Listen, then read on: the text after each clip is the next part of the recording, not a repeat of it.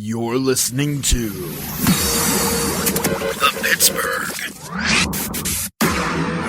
Piledriver. What the hell is that? Podcast.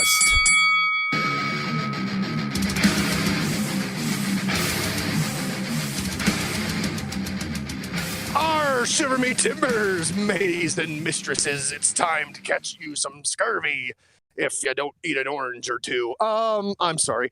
It's not time to talk like a podcast pirate. It's time to talk like a control your narrative person. And that's what we're going to do because it's the Pittsburgh Piledriver Podcast. And we've got a big old super show for you here. We got a fat boy. We got a biggins, a big Mac of an episode. We're going to do picks for NXT for some reason. I don't know why. Probably just because Beef wants a bigger shot at winning back the Cruiserweight title from Big Dave. So that's why we're picking NXT. We're picking 2 nights of WrestleMania, which no matter who ends up winning the Cruiserweight title off of this, it's probably going to wind up being a disappointment because it's WrestleMania and fuck y'all, it's going to suck. But one thing that I can guarantee won't suck is the quality entertainment that you will get after you control your narrative and listen to this podcast, because we are about to control our narratives and do some picks for wrestlings. Since there is very little time and very much picking to do and a lot of narrative to control, let's just go ahead and jump right into this bullshit. Ransom the Madman, Tiger Bomb Tom, Beef the Legend, Poot the Bard, the 4 of us are here. We're queer. We're ready to get impaled by a spear, not from Roman Reigns, here comes the wind, but from everyone's favorite big gold belt wearing champ, Bill Goldberg. He'll control your narrative, spear you to death. Let's go ahead and get into some picks, boys. Let's go. Die in a tire fire. Nah, I'm not going to do it. You could suck it easy. Bill Goldberg has a better chance of winning another fucking championship than I do dying in a tire fire. I hope Control your narrative, Tom. I hope you pick him as Cody as Seth Rollins' mystery opponent. Do it. No fucking balls. I'm going to pick it, and I'm going to pick him for a winner, and he's going to win. He's going to beat Seth Rollins. He's going to go on to face the winner of Roman Reigns and Brock Lesnar. He's going to win both belts. He's going to unify the belts together because he is a unifier. He will control his narrative at WrestleMania and walk away with all the titles. Eat me. All right, then. Controlled by narratives. You have thusly controlled the narrative and also the narrative of Tom's mood. Oh, God, that's hilarious. I love it. Don't worry, Tom. I can't go on further. This has taken everything that I have. I'm winded and I'm exhausted, so I can't. I know. It's okay. I give up. You know what? You did your best. I did. I tried my best. Yeah, let's do some picks. Hi, everybody. First, real quick, we're going to do the standings because I like to do the standings before we do picks. That way people know. Did we pick already? Like for things? Yeah, I'm man. so lost. It's been so long. Yeah, man. This is the mega card, the March mega card that included Revolution. Exactly. So March mega card that also will happen in April. Currently, we are standing with myself in the lead at 58 points. That's why he wants to pick Followed NXT. closely by Denny at 57 points. Followed closely by Dos Hermanos Luchas at 55 points. Followed closely by Dave at 53 points. And Allegedly. That's where the drop-off happens. The next closest would be Amber at 46. Boo. And then the rest of my pile driver mates, Tom and Poot at 40. Yeah, buddy. And Pat at 36. And Poot at 19. You mean Wait. Ransom? Yep. You said sorry, Poot twice. Sorry. Dude, Yep, I was Ransom. like, so do I get to add that and I have 59 now? It's fine. Nope. You have 40. Ransom has 19. I'm bringing up the controlling your narrative caboose. We're picking NXT because we always pick NXT, despite none of us watching it anymore. I'm still gonna watch Stand and Deliver. It's I tradition. assume. I'm sure you won't be disappointed. I assume it's gonna be a decent event. I have no reason not to believe that. The card looks really good anyway. So we're going to start with Stand and Deliver. And then, we'll move on to nights 1 and then 2 of WrestleMania. Important programming note, each WrestleMania night will be picked as a separate card. So as opposed to having 14 points on the event, there will be 2 separate events with 7 points up. Well, up to 7 points per. You get what I'm saying. We're gonna have 2 separate cards so that no one gets Math is boned hard. It is. for being dumb. I'm sorry, Ransom. Would you like to take over? I didn't think so. So starting, we will, like I said, start with NXT Full Stand heel. and Deliver. Oh, I'll take over. We will look at Not the scared of you. card real quick, which is loading up dummy. my computer because, why would it be loaded? Okay, there we go. You want to take over, so- Ransom? I'm still loading. In I love the it. pre-show match, we have Toxic Attraction, which is Gigi Doglin and JC Jane versus Raquel Gonzalez and Dakota Kai.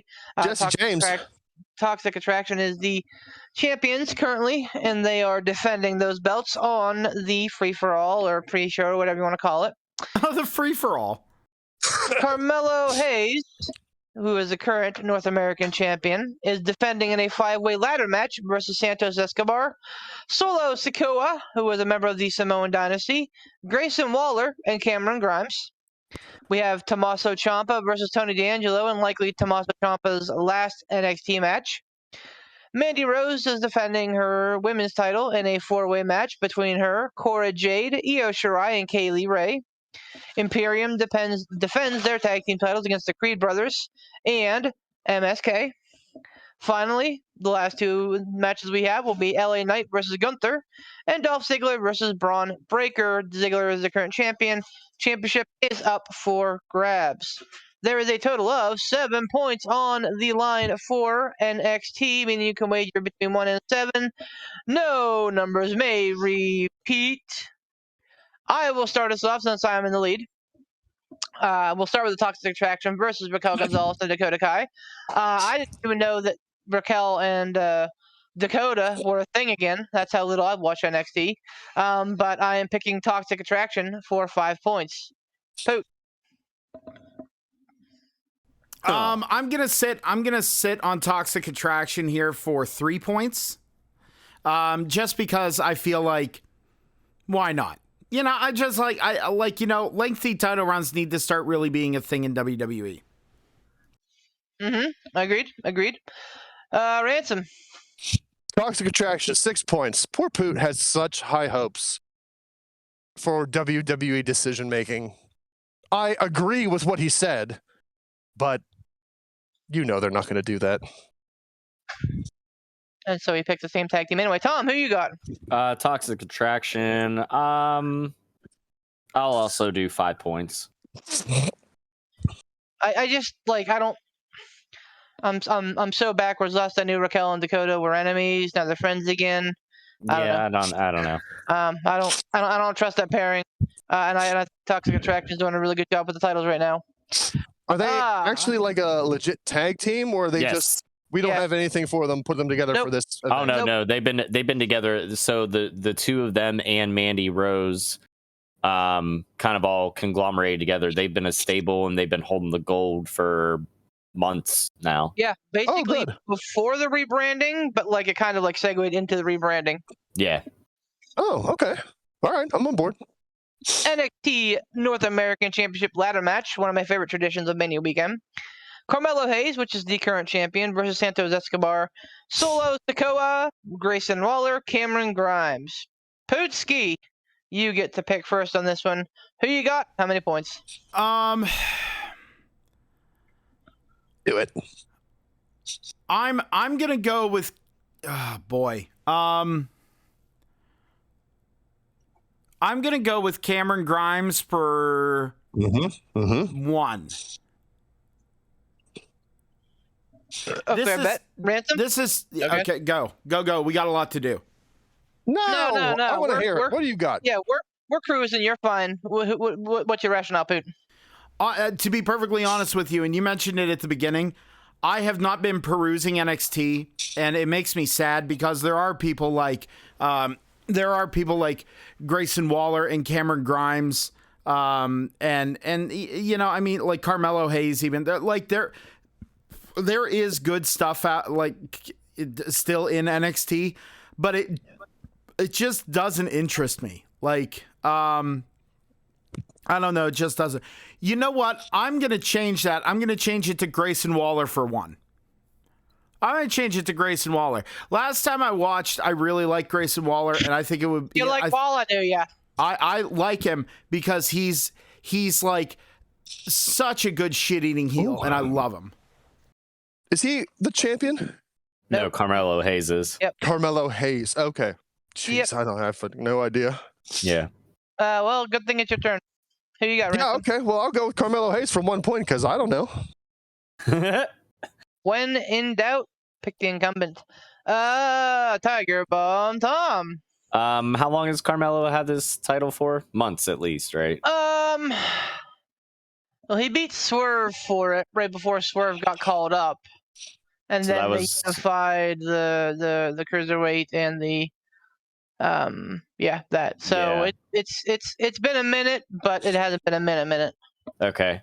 I'm gonna go with what's the Samoan's name?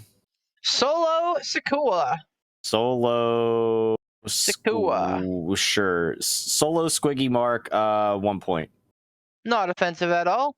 No rock. I am picking Carmelo Hayes as well. Although I think Sikoa is a dark horse, and I would absolutely love to see Cameron Grimes win. Actually, I'm honestly fine with any of these gentlemen winning. I think it'll be a pretty great match, and that's the thing, man. Like NXT TV is borderline unwatchable anymore. I guess for the four of us, it is unwatchable, but I think the talent is still there to make an impressive pay-per-view card whenever they are unhinged, unrestricted. So I have faith that this is actually going to be a decent event. I was gonna say I agree with you on that. I just haven't honestly, like, I've just been way too busy to try to find the time to watch NXT because There's little to be invested in about anymore, man. I've been I've been hardly interested at best since the rebranding. But I agree with you when they have this pay-per-view and they're allowed to kind of go off the rails. Dare I say, control their own narratives a little bit. With Vince McMahon having taken over NXT, like, is that really going to happen? Vince No. is not sitting gorilla at NXT. If you think that Vince is sitting at gorilla at NXT, you're high. It's more of what's his name? Fucking Bruce Pritchard. Pritchard. I think Johnny Ace probably has his clutches down there, and so does PSAs. So like I think it's a conglomerate of like the Vince candy ass kiss ass men are pretty much running it. Poor H. So they're definitely going to go off the rails against something that he's envisioned and and do their own thing and really make it their own product. I bet. No, but I'm just saying that I don't to say Vince is involved. I think is a large leap. Okay. So next up we have Tommaso Ciampa versus Tony D'Angelo. This is pretty much going to be Ciampa's last match in NXT. Whether he goes main roster, whether he goes elsewhere, who knows? But basically, on the last week's NXT, he came out with the steel chair. He did his backstage promo in his little steel chair that had like his debut date and then April the 4th on the steel chair as well. So clearly, this is the end of an era. And really, the last holdover of the black and gold heavy metal brand that we know and love. Once he's gone, then it's going to be, completely, quote unquote, Vince's NXT. So Ransom, Ciampa, D'Angelo, who you got? What you betting? Oh, God in heaven.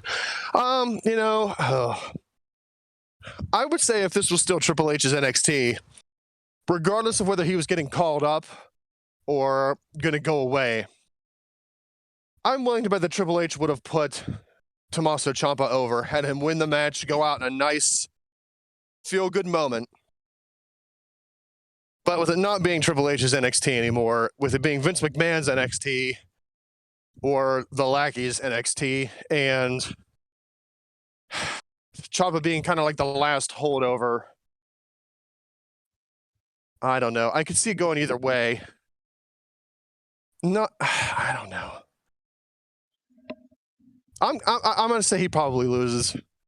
I'm going to say he goes out in a loss. Or, well, damn it. If he's going to go out to the main roster, though, are they going to want him to go up strong?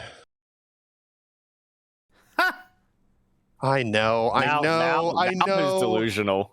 after I said it, I know what I said. Like, I realized what I said after I said it. Damn it to hell.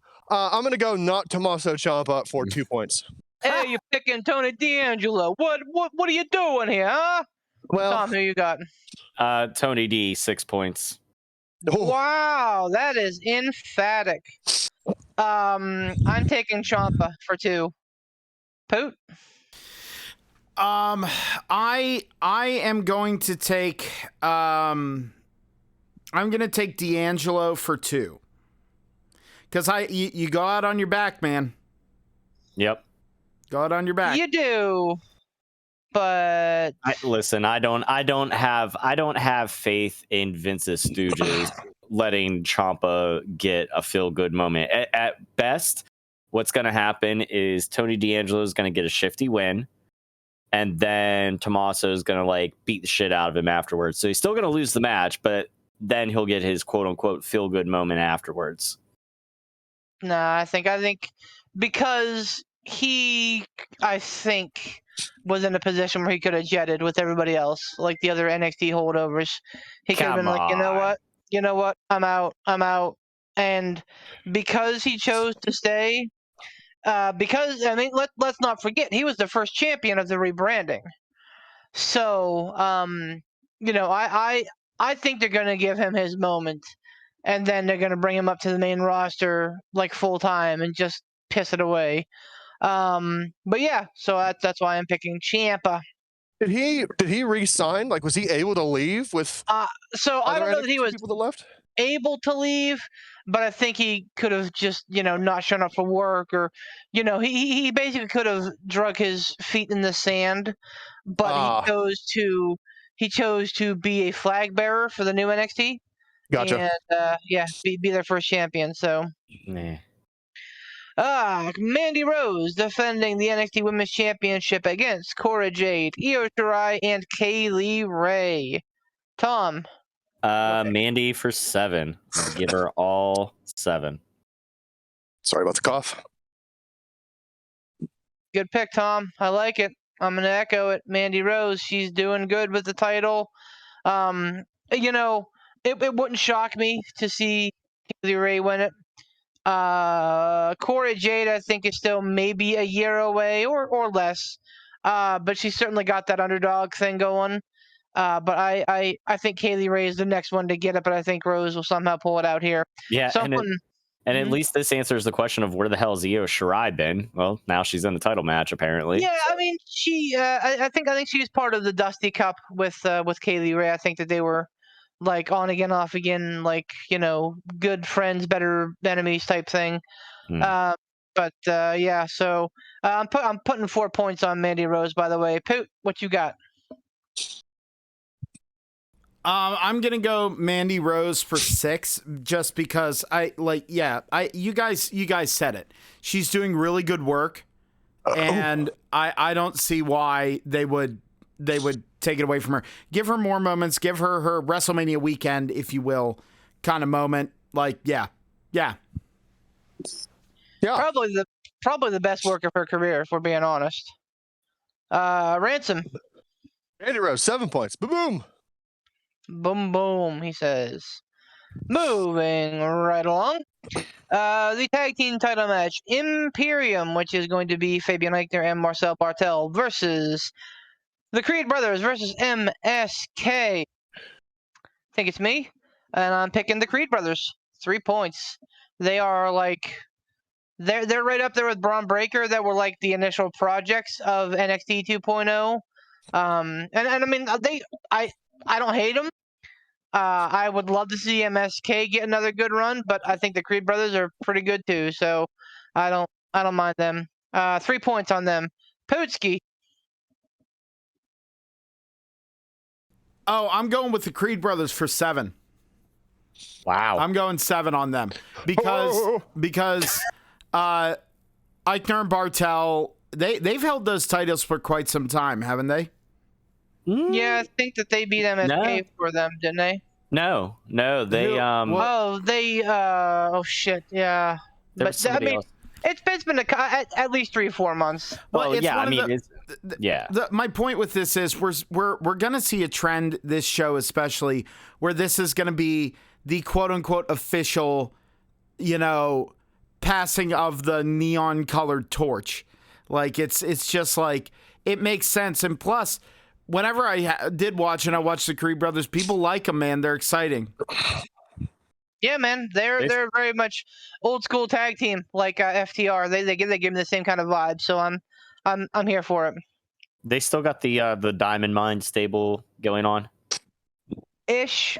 I think that's who the Creed brothers are with, or am I thinking of somebody else? No. That would be them. It was them, Roderick Strong, and then the chick Ivy something or whatever. I can't remember her name. Yep. Ivory. No, Ivy. Yeah, yeah, that's them. Yeah. And yeah, they're very much an old school tag team, like the Grizzled Young Vets as well. But I don't know where they're at. Anyway, sorry, Ransom, go ahead. Ooh, Creed brothers for. Do I have 5? Let's do 5. I believe you have 5. I can't confirm. You do have 5. Tom? Creed brothers for 4. Moving right along. L.A. Knight versus Gunther. I'm going to say that name fucking goofy every time that I possibly fucking can. Gunther, ladies and gentlemen. Poot. What, LA Knight versus Gunther? It's going to be Gunther. What do I have left? I have 5 and what, 3? No, you have 5 and 4. I'm gonna go Gunther for 4. I know that like LA Knight could use a really big solid win, but no matter what goofy fucking name you put on him, it's Walter. Like, I mean, it's just Walter. If LA Knight gets the win, I'll be thrilled for him, and I'm not even gonna be mad about losing the points, but I'm putting my money on Gunther. Oh. Ransom? I'm going to say Walter with whatever my highest number of points I have left. 4, 3, 4. 18? I don't know. Yep. You got 4. Tom? Gunther for 3. Oh, yes, the German. I am Bratwurst for 4. completing the sweep, and I'm picking Gunther for 6 points. Bratwurst for everyone. No reason for him not to go over there. Finally, the NXT title match. Dolph Ziggler versus Braun Breaker in your fait accompli match of the night, afternoon, morning, whatever. That's technically When the hell is this airing? 1 p.m. Eastern Standard, so I think noon Dallas time. Why? Just because wait, and what day is this? Friday? Saturday. Oh, okay, well Super that's Bowl why. Saturday. I mean, they're because they're in a corner. They can't do it on Friday night because they got SmackDown and the Hall of Fame. I don't think it did real well on Wednesday night last year. I wasn't a fan of it anyway. Well, didn't they do a 2-night of it last year, Wednesday and Thursday? Maybe they did. Yeah, I think that's what they did. Yeah. Yep. Because one of the nights was Peacock exclusive. Yep. Yeah. But yeah. This is Saturday at 1 p.m. our time, or noon Dallas time. Figure it out on your own, listeners. But yeah, this I don't even think I need to start asking, but I'll do it anyway. Ransom, who you got? I'm gonna say why is Dolph Ziggler the fucking NXT champ? Oh, I'm sorry, that's not the question you asked me. Braun for whatever I have. 3. Sure. Tom. Ooh, man, logic tells me Braun Breaker, but for some reason, I don't know why. I'm gonna pick Ziggler. Really? All right. I don't know. I don't know. I just got this weird feeling. I'm gonna follow it. So I'm gonna say Ziggler for my last 2 points. Well, that's what I get for assuming. I'm taking Braun Breaker for 7. And Poot, who you got? Well, obviously it's going to be Braun Breaker, and the reason I get why you have that little bit of apprehension, but the problem is they want like having Braun Breaker beat Dolph Ziggler in WWE's mind adds legitimacy to him, because no matter how much they say they like Champa or whatever, they don't consider him in the same league as someone like Dolph Ziggler, because Dolph Ziggler's a veteran. And you guys know how much I like Dolph, but but it's just like that's. I guarantee you that's the thought process. Is that his? That's just how I see it. So it's like it's got to be Braun Breaker. Like I said, this is the fucking debutante ball of new NXT. This is their coming out party. So like where they just wipe away the old stuff and put in all the new. Yeah. But see, if that's the case, then why have Gunther go over LA Knight? Because they're both because again Gunther is NXT 2.0. They didn't debut Gunther or Walter even until NXT 2.0. He had a couple guest appearances on NXT. Okay. Like Gunther is 100% 2.0. You guys are talking me out of my pick. Is it too late to change it to Braun Fuckface? I mean, I'm cool with it. If you want to change your pick, that's fine by me. Yeah, I'll change it to Braun Breaker. God damn it. All right, so that was the last match, right? Sure was. Yes. So just to wrap this up, maybe we can skip the recap of what we all picked. Yeah. Since it'll be posted. But one thing I just thought of now, and maybe you guys thought of this beforehand and I'm just slow, which is let's be honest here, everybody, a very damn good possibility. Is there any shot that Vince is so impressed with Braun Breaker, and since the Steiners are going into the Hall of Fame this year, that Braun Breaker winds up being Seth Rollins' mystery opponent? Shut up. Just stop. 0. Well, hopefully we'll have a little bit of time to discuss that, but 0. The amount of fucking booze that would happen would be insane. Well, and really, they would boo him that much? No, they would not.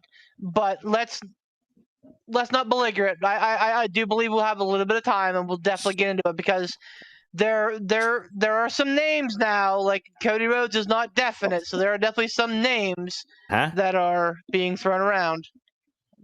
Yeah, so, the Undertaker player. No, moving right along. WrestleMania. All right, I'm gonna dump this card on you like Vince dumped it on us. Again, I honestly feel like this could be a diamond in the rough. I think this could be a good event. Or a diamond in the back. Huh? Don't worry about it. Go on. I think that there's enough good on this card to outweigh the potential bad, but it definitely could turn into a shit show very quickly. Night 1. We have Becky Lynch versus defending her title against Bianca Belair. Rey and Dominic Mysterio versus The Miz and Logan Paul. Drew McIntyre versus Happy Corbin with Madcap Moss. The Usos, Jimmy and Jay, defending their tag team titles against Shinsuke Nakamura and Rick Boogs. The New Day, comprised of Xavier Woods and Kofi Kingston versus Sheamus and Ridge Holland with Butch. Seth freaking Rollins versus TBA. Charlotte Flair defending her title against Ronda Rousey. Do you guys want to hear night 2 right now, or do you want me to, or do we Save want it. to pick these first? Save it. Save it till we do the picks. Because I'm a goldfish brain and I'll forget. Yes. Fair enough. Me too, bro. All right, so starting at the top, Becky Lynch versus Bianca Belair. Raw women's title on the line. I don't know why they both Raw women's matches on the same night, but hey, the mid-card titles aren't on WrestleMania, so fuck reason, right? Ransom, I think we left off with you, so we can start with you. Who would you like to pick in this match for the Raw Women's title? And how many points would you like to bet? Up to 7. Nope. Yes, up to 7. Ooh. I don't know. I can't put myself in the WWE creative mindset. All I can do is say that I feel like after the way Bianca Belair lost that title, she deserves to get it back. But at the same time, are they going to give her 2 WrestleMania title wins in a row? It's how you make history. It's how you build new stars. Well, that's a very good point. I don't know. I don't want to try to talk myself out of it.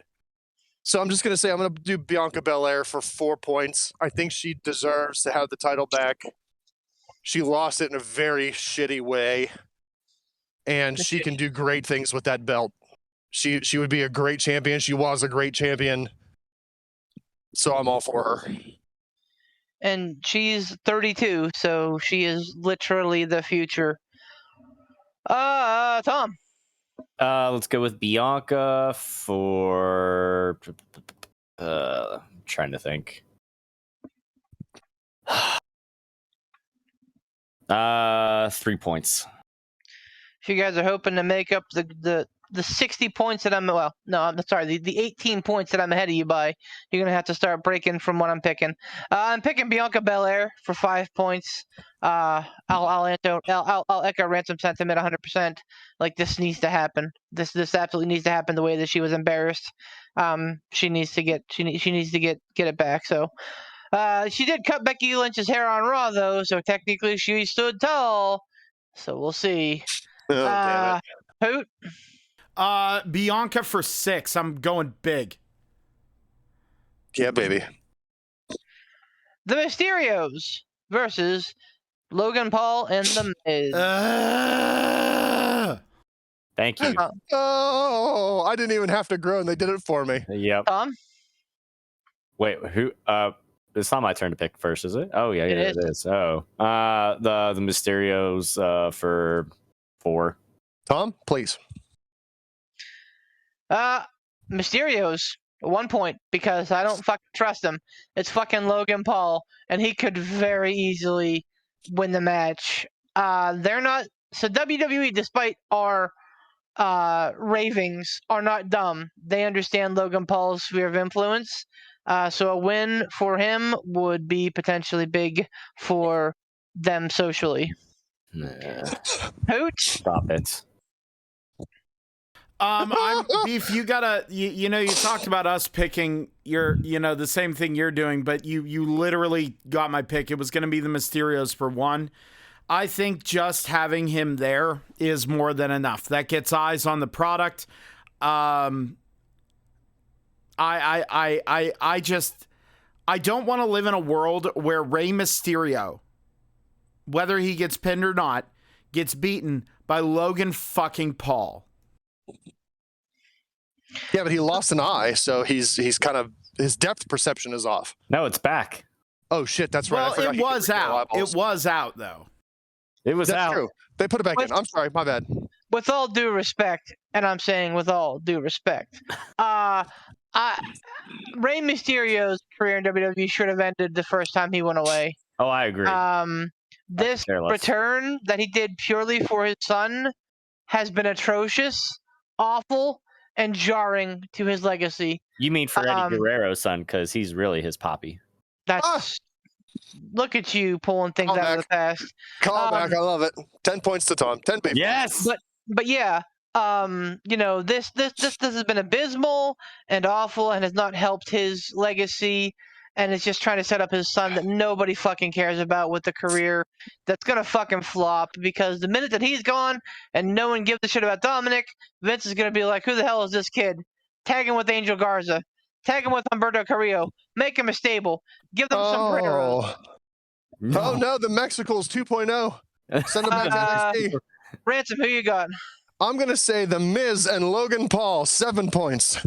Go. I like it. Hell, please. Yeah, come on. I don't give a shit. I've lost this title so far. Yes, true. I mean, you know what? Like, it's tracking that's probably the right pick, honestly. But I mean, I'm hoping hand over fist. I'm thinking, and spoilers, that it's going to be 1-1. 50-50 booking. I think one of the celebrities wins and one of the celebrities loses. So, moving right along, Drew McIntyre, one of their other big stars that they've spent so long booking and has had a great track record, versus Happy Corbin with Madcap Moss. Short, sweet, to the point, McIntyre, 6 points. If fucking Corbin wins, we riot. Poot? Oh, McIntyre. Absolutely McIntyre for 5 points. There it is, folks. That's your absolutely of the night. That was the first. Oh, it's absolutely got to be blank. I was waiting. I thought it was absolutely going to be Braun Breaker, but you swerved me good. So there's your absolutely of the night, folks. Absolutely of the night. That's brilliant. McIntyre, 5 points. Thanks, Fucking- Poot. Fucking shucky ducky quack quack motherfuckers. Shucky ducky quack. Now you know that somebody has to like edit in like the fucking like a picture of Poot's face saying yep. So Pootly, Quack, quack. Ransom, who you got? The Scott for. Do I have 3 points? You do. All right, do that. I will. This guy, you can never remember his name. I love it. And yet you guys give me shit for fucking Pat's name. Tom, who you got? No, I don't say it wrong. I just don't say it. I Fair know. enough. Old D-Mac for 5. McIntyre. Cheese for Fucking 5. D-Mac. Now somewhere Vince McMahon's going to get it in his idea to turn Drew McIntyre into a fucking rapper. I love Get it. rowdy. John Cena 2.0. Yes. Put him with our truth. Get rowdy. You'll hear instead of the trumpets, Damn it. it'll be the bagpipes. Boo, woo, woo. Jimmy and Jey Uso defending their SmackDown tag team titles against Rick Boogs and Nakamura. Poot. God damn it. Dead. You know what? I'm going to get weird with it. I'm going to say Nakamura and Boogs for 2. Don't do it. Ransom. Usos for 1. Tom. Usos for 2. If they lose, we PP punch everybody. You said 2. Nakamura. Yeah, 2. I'm also going Usos for 2. All hail the bloodline. Acknowledge him. The New Day versus Sheamus and the Neckbreaker. I mean, Rich Holland with Whoops. Butch. So quite frankly, I'm shocked that they didn't pull Ridge from this match and put Pete in for breaking Big E's neck. That just goes to show you, though, that if you're a big white dude, Vince doesn't care to go out there and break people's necks. Easy. It's I true. don't know that race has anything to do with it. It does. It does. Look at all the black champions and their title reigns versus, anybody else. They're just take a look. It's in a book. Reading Rainbow. Damn Ransom. Who you got for this match? New Day. Yes, it is. 2 points. 3 points. 2 points. If I have 2, do 2. If I don't, do 3. No, you've already used 3 anyway from McIntyre, so I'll use 2 for the New Day. Hooray! The 2 day, Tom. Fucking the pasty white bunch for 1. Wow. Love it. The pasty white bunch. The fucking European potato eaters. I'm taking the same crew. Taking the same crew, Ridge and Sheamus. Shea Ridge for 4. Shea Ridge? Oh no. The neck breaking notwithstanding, I think it's very clear that they want to put Ridge Holland and apparently Butch in a place to succeed. I love the sigh afterwards, just when you actually acknowledge his name. I hate it. I hate it so fucking much. I hate it so fucking much. I hate the fact that it's a goddamn rib. I hate it. I hate it. I hate it. I hate it. Boy, do I fucking hate it. Oh god, I've had so many laughs tonight already. I don't know if I can stand it. Oh god. And then It's such a great day. Poot. What? What? Pick a team. Hey, what? Wait, where? Who? God. I had to do it to you at Brock least once. Lesnar versus Roman Reigns. Oh, Lesnar Lesnar Reigns. Stop it. It's New Day versus Sheamus and Ridge with Butch. I'm gonna go with the with Ribtown. That's what I'm gonna name their tag team. I'm gonna go with them for what do I have left? A bunch. A bunch. So far, you've used 1, 2, 5, 6. I'm gonna go for. I'm gonna go with them for 3. I'm gonna go with Ribtown for free. You know, Riptown sounds like a fun place to visit, and I would so like to be there. All right, so the next one Call is Pete Dunne. He's there right now. old Butchville. All right, so the next one is just a point. You get it, or a point you lose it. No wagers, no funny gimmicks. Just if you get it right, you get a point. If you get it wrong, you lose a point. Who is Seth Rollins' opponent? Who will be the TBA? Tom, lead us off. Well, fuck it. We'll just go with Cody. To be the TBA. Taking shock. And I'm also. Are we also in conjuncture? Do you want me to pick the winner now or no? I was just gonna say that for after this. Okay. Yeah. So I'll just get your name first. All right, Cody. Okay. Yeah, taking shock. Respect that. I'm doing the same. Allegedly, Cody's been on payroll for the last 3 weeks.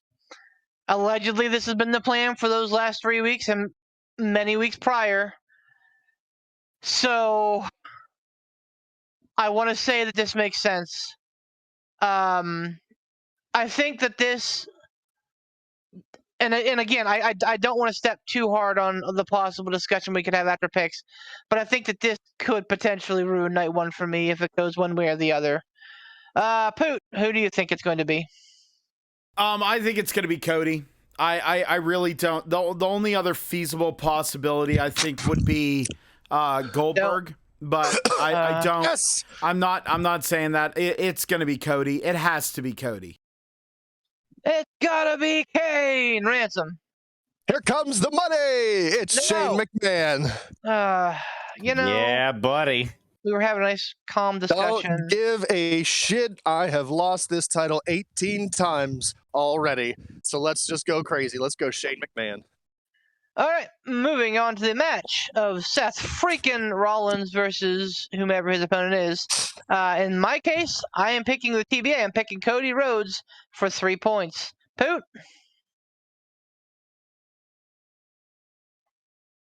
Poot? Damn it. Poot? Where did he go? Beer Did he Bath go and to- Beyond. Oh. Hold on. He went to the Beer Bath and Beyond store. Oh. I can leave a message. Yeah, it's someone knock on my door. It was kind of weird. I'm going with the TBA. I'm going with Cody Rhodes. Are you in danger, Poot? No, Yeah, I'm fine. knocking your door at 9 p.m. is not a good one unless it's a DoorDash. No, don't worry about it. It's fine. All right. How many points? You have 4, 7, and that's it. 4 and 7. 7. Was a DoorDash. 7. I think it was. Ransom. TBA for whatever my highest point value left is.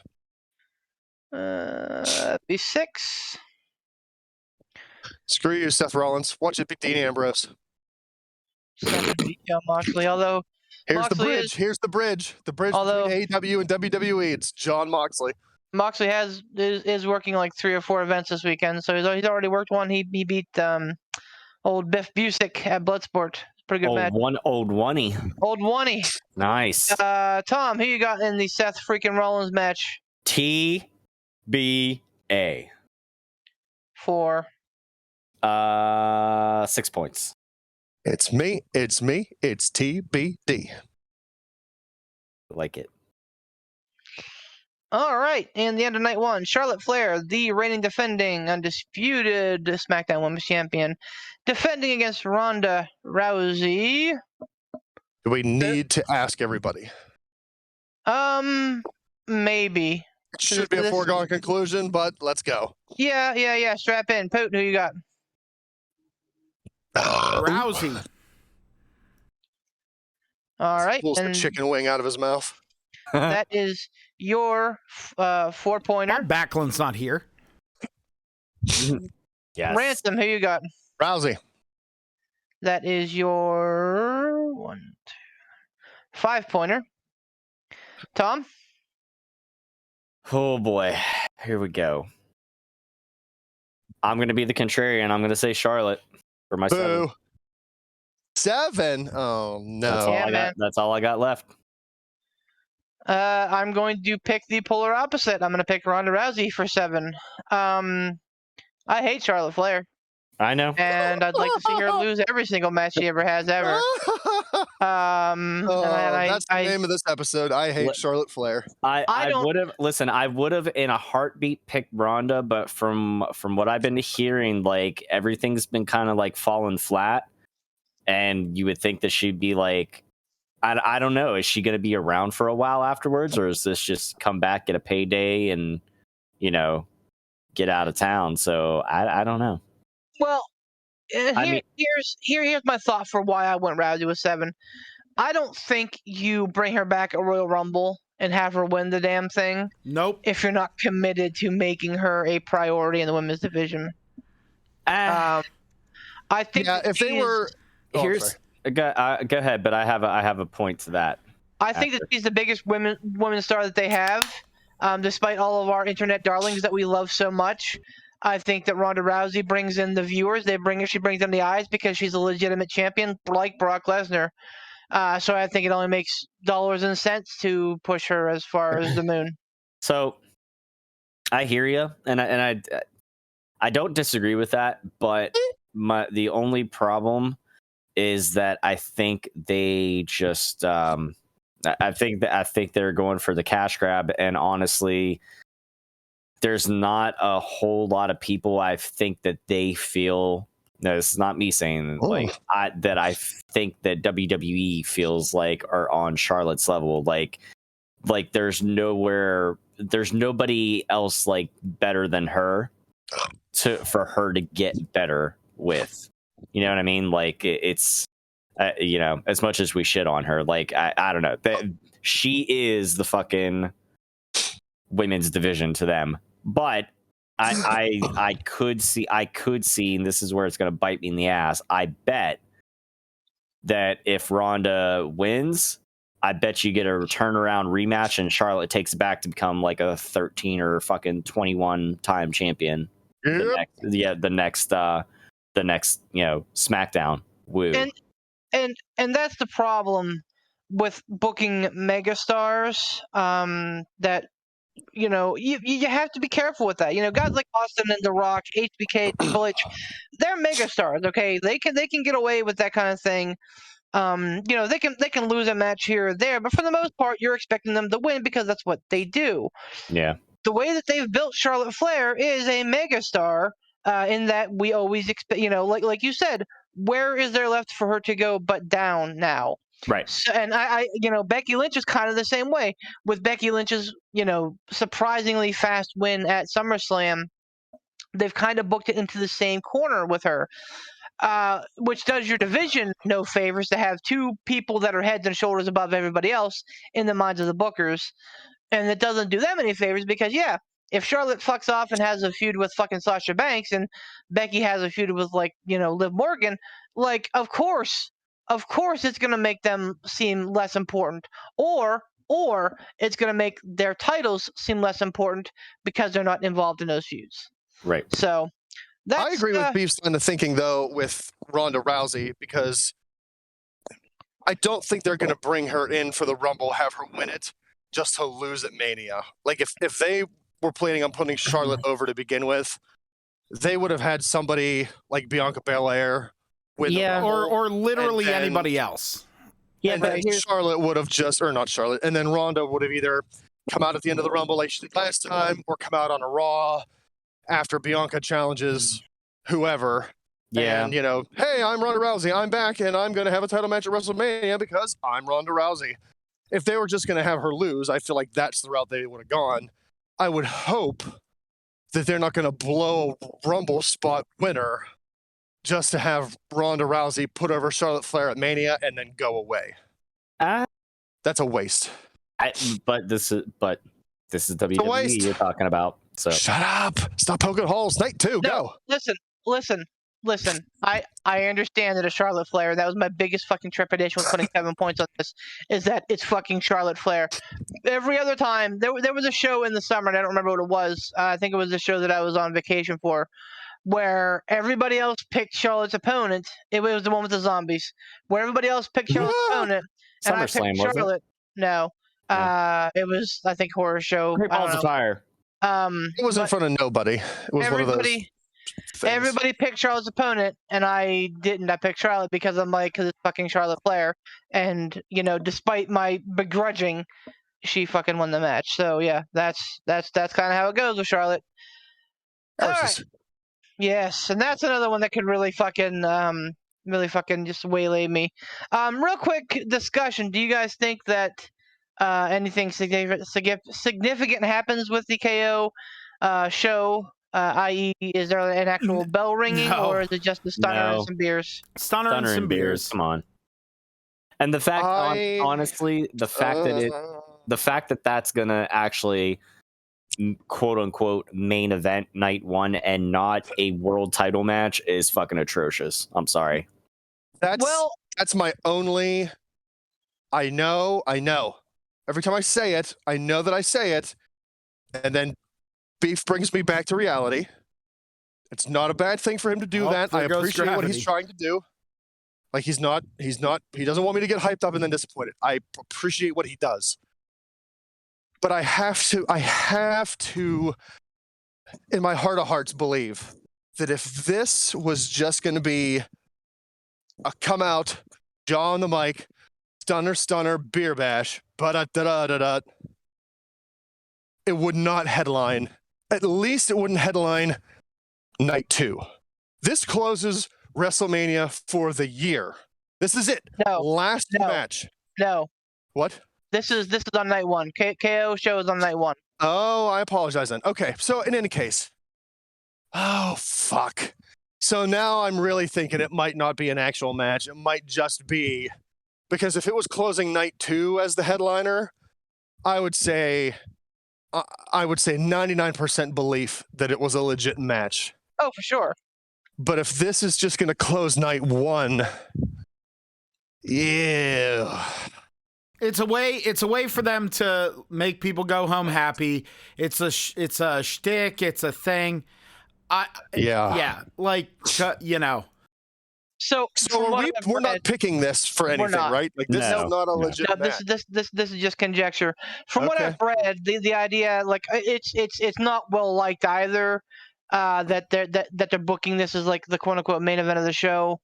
But at the same time, if you put like Steve Austin in, who is arguably the biggest star in the history of the business, or at least one of the top 3, if you put that man in the middle of the show, like what's to stop the Dallas crowd from going, okay, peak of the show, we're out. And then like, Ronda versus Charlotte, which is your actual main event, has like, a 2/3 of capacity, So I get it. This is your way of. I have a hard time believing that people that pay money to get tickets for Mania and to fly to Mania are going to go, all right, halfway through the show, Stone Cold was here, I'm out. I'm going back to the hotel. That's a colossal waste of money. I don't think halfway through the show, but I think that there's, again, this is a good old boy sport. So, like... Oh, yeah, all right. The dumbass marks are like, I ain't going to see no women main event, especially down in Texas. No offense to any Texans that listen. But all offense. Texas Heat, where you at? No, I think you're putting a lot of prejudice in there. If well, you know what? With good reason. I mean, have you read about the things that happen in Texas? It's almost like Florida. My point here is that point here if you really truly know what's going on, though. It's Florida with Cowboys. You're just reading headlines here. My point here remains that I don't think a women's main event, specifically in the heart of Texas, would draw as well as Stone Cold, and therefore, even if you have Stone Cold go on before that specific match, I think that you would have a percentage of the crowd leave. I don't think it would be the majority, but I think that you would have at least 10 to 20% leave, and then that doesn't bode well for your main event. So that's kind of I that's disagree bold with that. statements, Henry. That's bold statements because let alone I mean I get it. go back and watch WrestleMania 35, and I understand that this is apples and oranges, but I mean, and I get that WrestleMania 35 was like an 8-hour show or whatever, but like a lot of people pieced out before the triple threat match with Rousey, Becky Lynch, and Charlotte Flair. Where was that at? New York. Yeah, that's the definite opposite of Texas, there, pal. It is, So and that's what I'm saying. Like no. if that happened in New York with like a fairly progressive audience, Texas. Yeah. I don't, say what you will, and me bring prejudice and whatever. Like Texas is not progressive in any way, shape, or form. So I don't think women main eventing WrestleMania, or at least a night of WrestleMania, would be as well received as it would be specifically in a place like New York. And therefore, I think that, again, if you have Austin go on before that match, you lose X amount of your audience. And I'm not saying it's going to be a big amount. Again, it could be 10, 20%, but I still think people head for the exits. I think that would I think that is a possibility of happening regardless of who wound up main eventing. And if that could be goes on true. before. If Stone Cold goes on 100% before, true. I don't think it matters if it's a women main eventing or if it's anybody else. Like I don't think that matters. I don't know why. I mean, I get why it's the main event of night one. It's in Texas. It's Steve Austin. So sure, put that at the main event. This isn't WrestleMania 30 where you have Daniel Bryan winning the WWE World Heavyweight Championship to fall back on, so you can open with Austin and The Rock and Hogan. This is like a fairly weak lineup. And I thought I read something about them moving AJ and Edge to night one, but it's backlisted under night two. Because I mean, honestly, this is probably the weaker night of the two. So yeah, that's the whole thing is kind of weird. We'll see. But thanks for the discussion. Always appreciated. Speaking of night two, let's do some picks. All right, so here is your night two card. In the women's tag team championship match, it is a fatal four-way, and is your only fatal four-way match on the card. Thank goodness. Ransom. There is a three-way match, also a tag team, but I mean, Oh, okay. Even that, not terrible. One of each. There's one of each. Queen Zelina and Carmella, the reigning defending champions, versus Sasha and Naomi, versus Rhea Ripley and Liv Morgan, versus Natalya and Shayna Baszler. Johnny Knoxville versus Sami Zayn. Pat McAfee versus Austin Theory. Hey, you got it right. Good job. Thanks, man. I always think of Big Macs and how much I like Big Mac and how much McAfee. How much I like Big McAfee. How much I like Big McAfee. RK Bro defending their titles against the Street Profits and Alpha Academy, which is Otis and Chad Gable. Edge versus Styles. Bobby Lashley versus Omas. And the unification match, it's Omas, which is Brock Lesnar versus Roman Reigns. Title for title, Paul Heyman in the corner of Roman Reigns. I almost care about the pronunciation of his name. It's true. He's a load of poop. He's a load of poop. Moving right along. Take a minute. Tag team title match for the women. Oh, yeah. Queen Zelina and Carmella defending against Sasha and Naomi versus Rhea and Liv versus Natalya and Shayna Baszler. A lot of decent talent in this match, honestly, with the exception of the tag team champions, sadly. Yep. But yeah, I mean, a decent amount of talent for a fucking probably going to be a 10-minute match, maybe. Yeah. Fuck, where'd I leave off? I think you picked last. Yep, I think I did. Pootsky, who you got? Just because there's so many people involved in this match, can you run them by me one more time? Yep. Zelina and Carmella, Sasha and Naomi, Rhea and Liv, Natalya and Shayna Baszler. I don't. I honestly like all these tag teams. Yeah, all these tag teams. It's all what? I I like them a lot, and I think Shayna Baszler and Natalya are a pretty good tag team together. Honestly, like with their styles, I think that they could work for a long-term tag. Honestly, They could, but Shayna shouldn't have to. I'm gonna go with, for 2 points, I'm gonna go with Rhea and Liv Morgan. yeah, man, they're the team that I don't think that we needed, but now that they exist, I really hope that they succeed. I'm glad they exist. Ransom. Rhea and Liv for 1. Tom. The incumbents for 1. Because WWE doesn't give a shit about the women's tag team division, so why the fuck should we? Why change it at WrestleMania? It'll be a snooze fest. I think they do. No, they don't. But I think that they'll, Zelina and Carmelo winning them didn't do the legacy any justice. This was a Divas division tag team, those two. Yes. They would have been a great Divas division tag team champions. They don't deserve the women's tag team champions. And make no doubt about it, I like Zelina Vega. I like that she's coming up. I like that she's trying a lot harder, but I don't think that she's there yet. And Carmella is like hot and cold.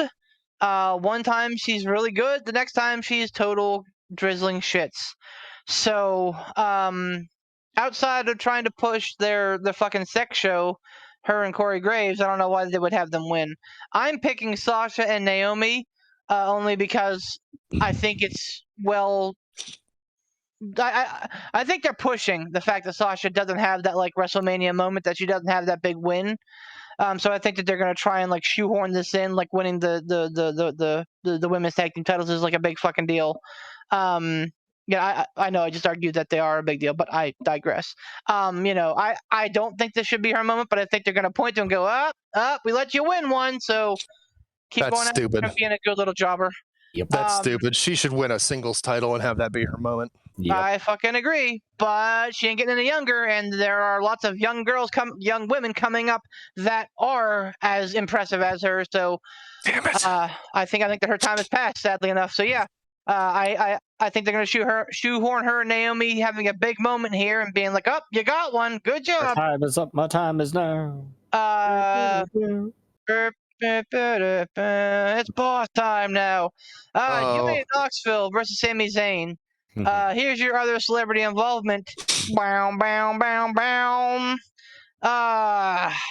Yeah. Did anybody actually watch the new Jackass movie? Because I did. No. My buddy did. I haven't. I had to just because, like, a good palate cleanser. Like, about every 6 months or so, we'll be riding in the car, my girlfriend and I, and we'll decide to put on some ICP, just because you have to appreciate the good music by listening to some bad stuff every once in a while. So, same thing. This is what I looked at with this movie, and I'm like, yeah, like it's that nothing's changed. It's just, I mean, Johnny Knoxville doesn't even look like Johnny Knoxville anymore. He looks like an old man. He looks like an old man who like wears a checkered jacket, comes home at 4:55 p.m. and asks for his pipe and his slippers and for his wife to cook his dinner. That's because he is an old fucking man, Beef. and I get that like putting your body through that kind of trauma will like rapidly age it as well, but he's not doing any help for himself of like how he dresses. Anyway, this is not a fucking pageant show. This is WrestleMania. Ugh. So, Ransom, who you got? Sami Zayn, 1 point. Tom? Oh, you're gonna hate me on this one. So I picked the last celebrity to lose, being that this is an anything goes match. Johnny Knoxville, 7 points. Also, Ransom, you can't do one. You used one for the women's tag team match. 2 points.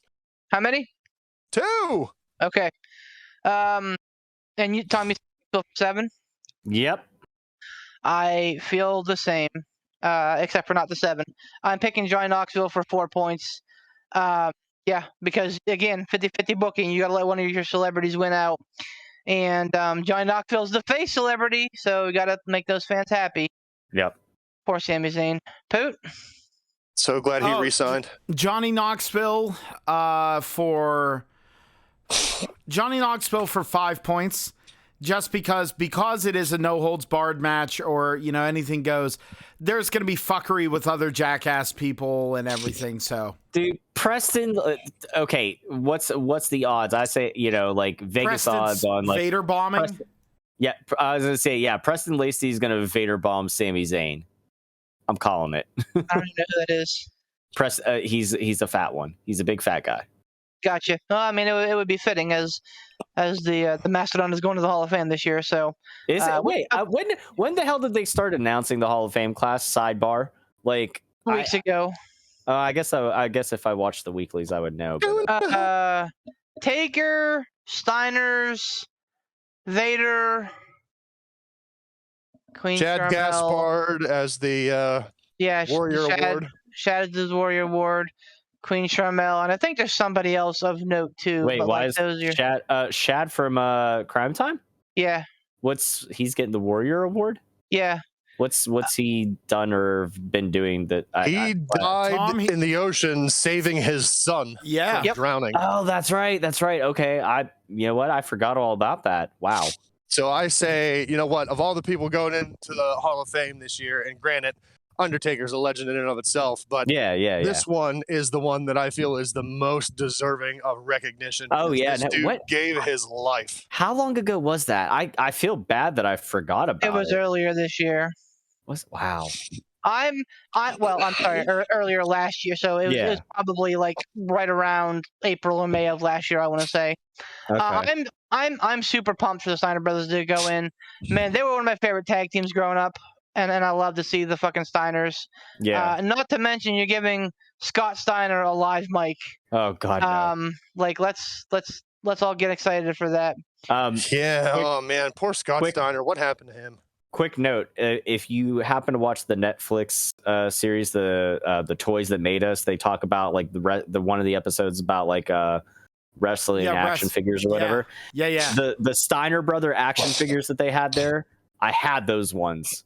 Like those ones specifically, like I saw it, I paused, and I'm like, I had those growing up. That's awesome. And I know Ransom knows exactly which ones I'm talking about too, because like Scott's arm was like up, like he was making a like flexing or whatever, and it was a perfect little nook for you to put in the other figure's head and suplex them.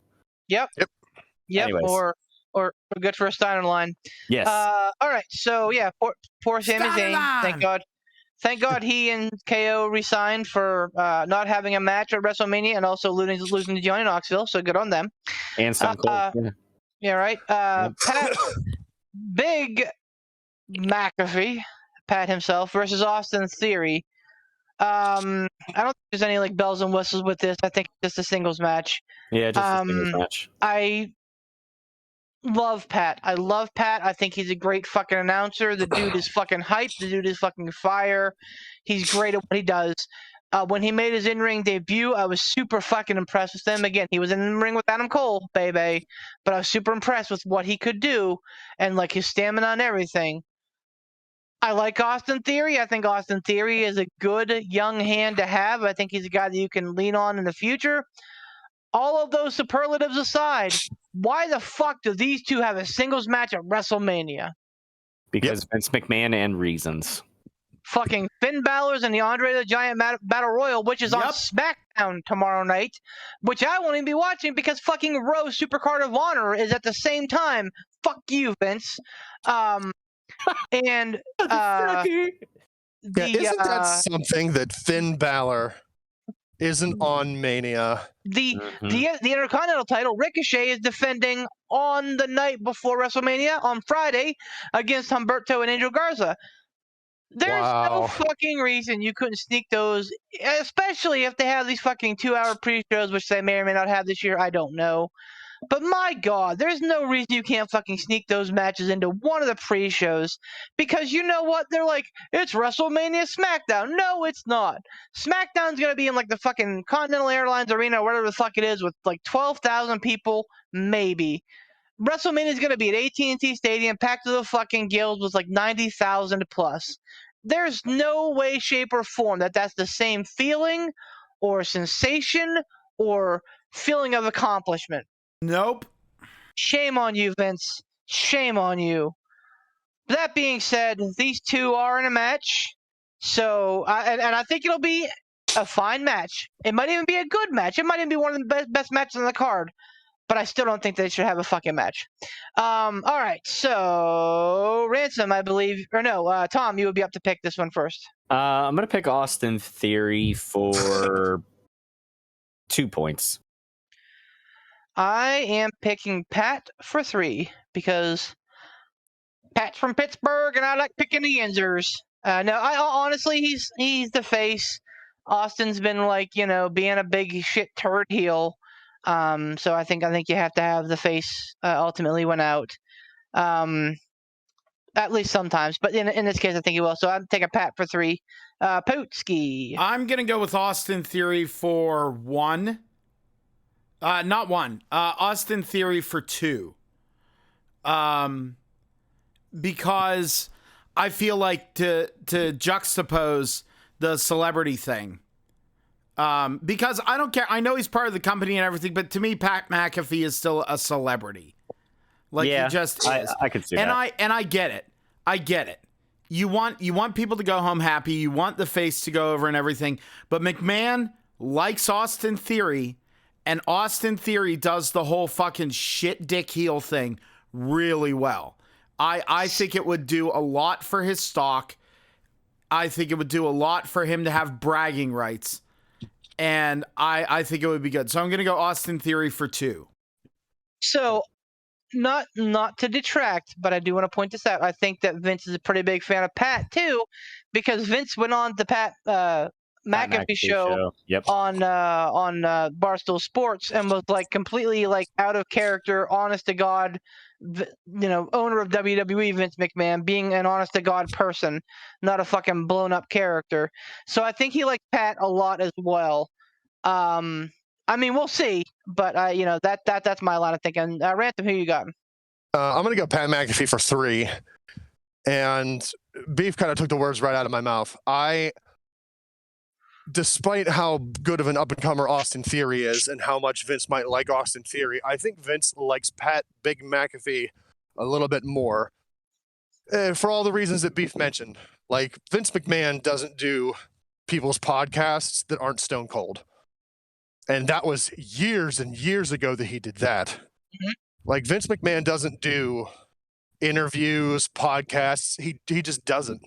He stays away from stuff like that, whether it's beneath him or he doesn't care about it or he doesn't have the time for it. He doesn't do them. And I'm sure he could. Like, I'm sure if WWE, whoever, reached out to pick an interviewer on TV or radio or wherever. Well, hell, Corey Graves has a podcast. Yeah, for they WWE. could set up an interview with Vince McMahon. Like, it's not about him not being able to get interviews with people. Like, they could. But I just don't think Vince does it. And for Vince to do that for Pat, I think Vince really, really sees whatever, whether it's money, star power, or whether or not Vince McMahon just likes the dude. I think Vince is really high on Pat McAfee for pick a reason. So I'm going to say Pat. Agreed. Yes, sir. The Raw Tag Team titles, RK Bro with Randy Orton and Riddle versus the Street Profits versus Alpha Academy, which again is Otis and Chad Gable. I'm up first here. This is a tough one. I could see this breaking any of the ways. I would love to see Alpha Academy get the belts, but I think RK Bro is gonna retain. But I'm so unsure. I'm putting only 2 points on it. Poot. All right, this one I'm gonna say Alpha Academy. For this is the one that I'm gonna put. Did I do 3 already? Nope. Although we do have to clear something up because you did put 2 on Rhea and Liv and 2 on Austin Theory. So you have to make it okay, I'll put 3 on Austin Theory then. Okay, so you have 1, 4, 6, and 7. I'm gonna put 4 on Alpha Academy because I think we're gonna see the breakup of RK Bro. Okay. All right. And I mean, it would make sense here. Ransom. I think I'm also one that thinks that you could see a breakup of RK Bro here. But I'm going to diverge from Poot and say that I feel like this could be a real good party, hardy, feel good, and then make the fans happy moment. So I'm going to say 5 points on Street Profits. Damn, you stole my line of thinking. Suck it easy, Tom. That's all right. I gotta agree with Ransom. I feel like I don't know how long RK Bro have held the titles. Have they dropped them and then regained them, or have they just held them for a really long time? They've held them for a while. Okay, so yeah, I feel like they lose them, and then they get a rematch the next night on Raw or something, and then that solidifies, like that ends up being the catalyst for the official breakup of them. I say the Street Profits go over, but I'm not 100% sure on that, so I'm gonna put 3 points on it. Respectable. Yeah, I mean it's no secret that they wanted to do RK Bro like Orton versus Riddle at Mania, but they just didn't get around to it because I think that RK Bro kind of hit a note and people liked it. So kudos to them for actually staying with something that was fun. Edge versus AJ Styles, and this is just a regular singles match. Poot. I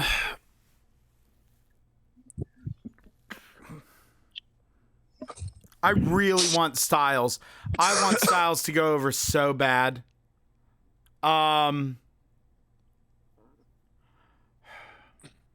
This is where I'm going to use my 1. I'm going to put 1 on AJ Styles. Because this is all very kind of like last minute-y. Edge is the heel. AJ could use like something to kickstart him going forward again, now that him and Omos are kind of, not a thing. So I'm going to go with AJ Styles. And you said you're putting your 1 pointer on that? Yerp. Ransom? I'm going to do 4 for AJ Styles. Tom? What's been the storyline that kicked this whole thing off? Like, what happened? Basically, I think Edge says he didn't have a match, or Styles said he didn't have a match, one of the two of them, and then they kind of got together and was like, hey, let's have a match. And we're like, yeah. And then Edge has a big old heel turn. He ended up concertoing AJ Styles, and he's been having interview segments with tepid blue lights on him, very dramatic, very feelingful. So yeah, that's kind of where we are. Okay, I mean, there wasn't something that happened that nope.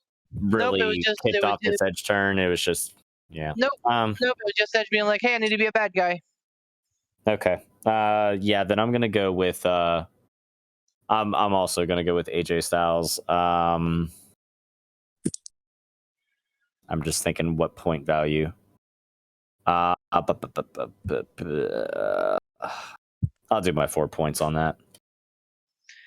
I am picking AJ Styles as well, although I'm a little bit more confident. It seems like I'm picking 6. Edge has made an indelible mark on WWE. He's loyal to the brand, and it's been good to him.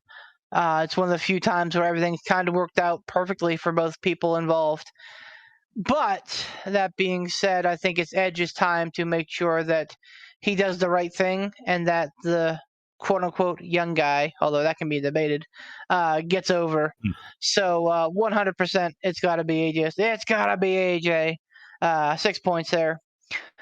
Recently added Bobby Lashley, the Almighty, versus Omas. Again, no frills, no gimmicks, just a straight-up singles match. Ransom, who you got? Bobby Lashley for, what do I have left? 6 and 7? Yes, sir. 6. Tom? Same thing, Lashley for 6.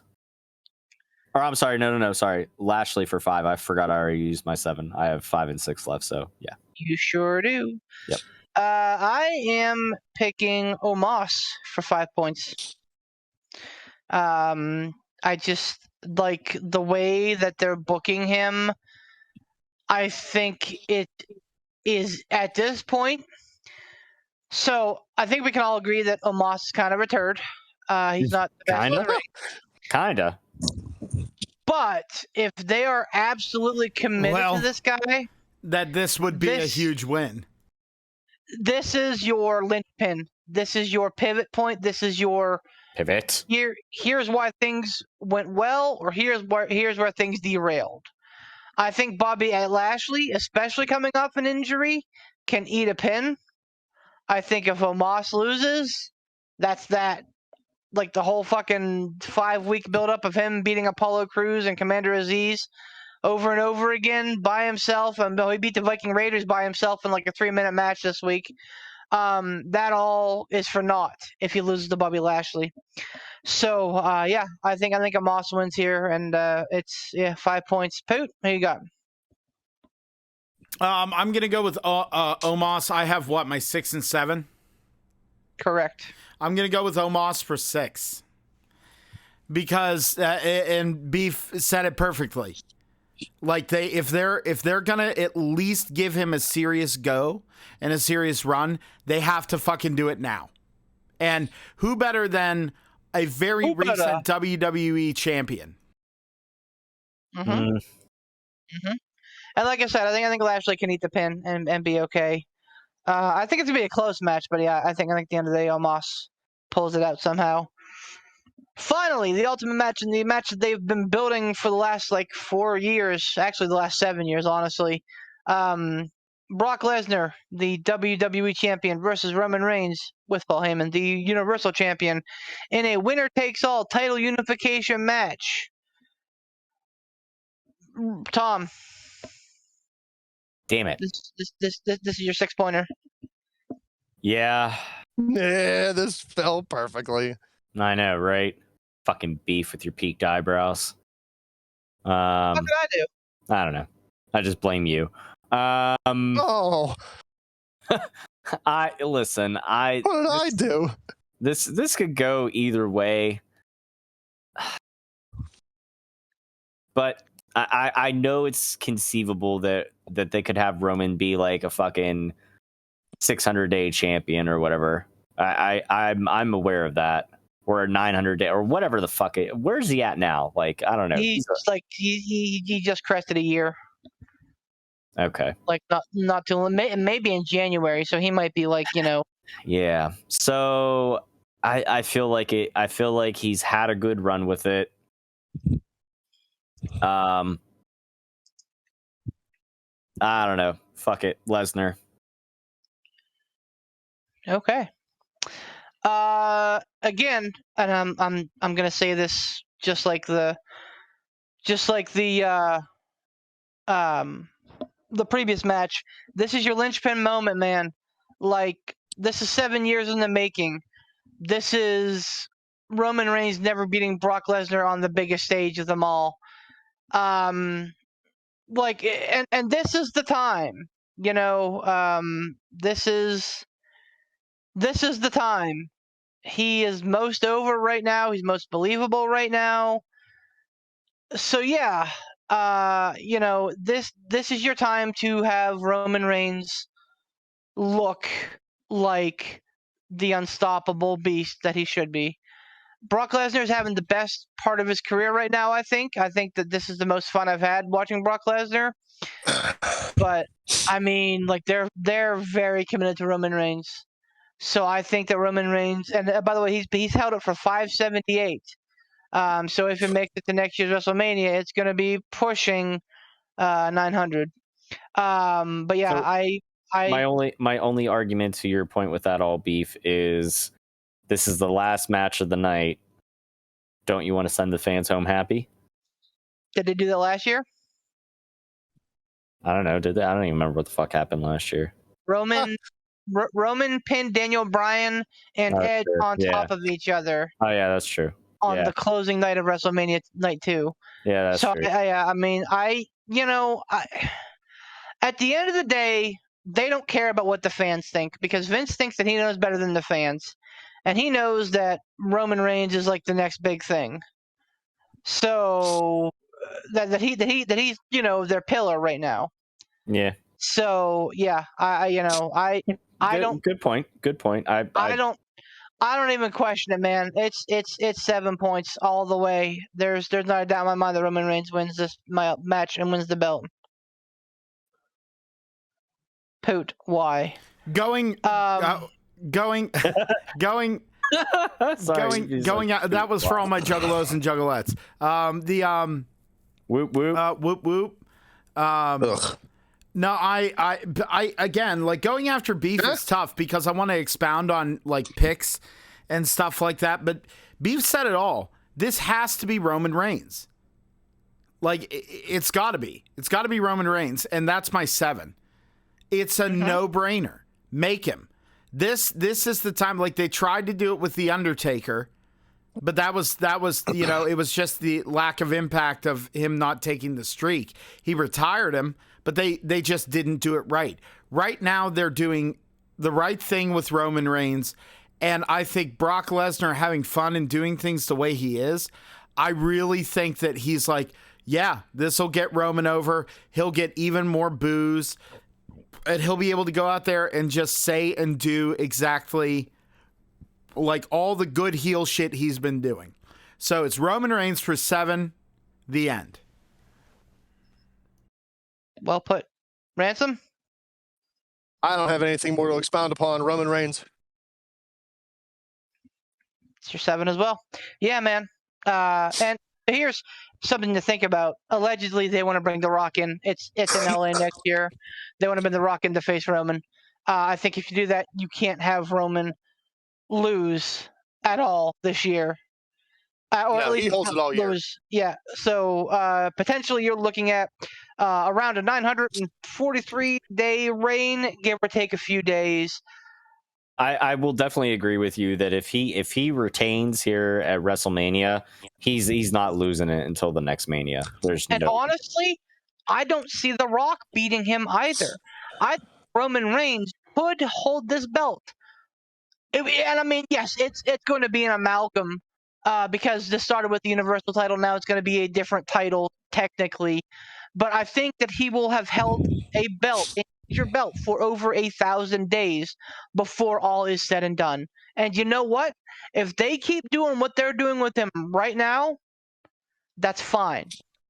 But they got to start moving in a direction that is building a new hot face to take that rub from him at WrestleMania 40. Because if they miss that mark, whoever beats Roman and takes away that 1,000-day reign has the keys to the kingdom. Yep. So, like, that's just, obviously it's way too early to even be thinking about that kind of thing. But something, and I know our bicuspids are growing rapidly, but I do want to get into this because this is probably going to be coming out Saturday before WrestleMania, so it's a worthy discussion. I want to hear what you guys think about all this kerfuffle about Seth Rollins' TBA. Originally, it was a slam dunk. It's Cody, no problem. And every week that passed by, everyone's like, okay, they're just going to save Cody's debut for before Mania. Okay, they're just going to save his debut for Mania. Whatever. Now, it's being reported that Shane McMahon will be in town for WrestleMania 38 weekend. Shane McMahon doesn't work for the company anymore. Shane McMahon left on a very, very sour note at the end of the Royal Rumble. And Shane McMahon was originally slated to face Seth Rollins at WrestleMania 38. Other big names include The Undertaker. He's from Texas. He could easily come out and do what Cena. He did what he did to Cena and beat Rollins.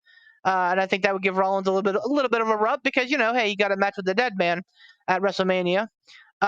Cena could come out of the fucking woodwork. Leave the Dead Man alone. I agree. I'm just putting what's out there, man.